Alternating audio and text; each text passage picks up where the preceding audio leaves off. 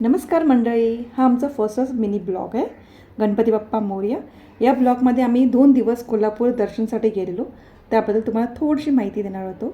तसं आम्ही थांबलो होतो सयाजी रिसॉर्टमध्ये.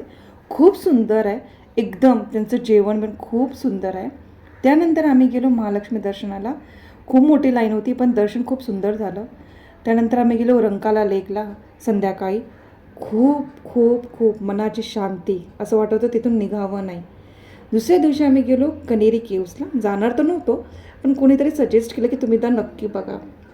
आणि असं वाटतं बरं झालं आम्ही गेलो, नाही तर एवढं सुंदर देखावा आम्ही मिस केलं असतं. एवढं हिरवंगार, एवढ्या साऱ्या प्रकारची फुलं आणि एवढं व्यवस्थित त्यांनी हे प्लॅन केलं आहे. म्हणजे असं वाटतं की तिथून बाहेर नाही निघावं. प्राचीन काळाबद्दल आत्ताबद्दल सर्व त्यांनी तिथे दाखवलं आहे.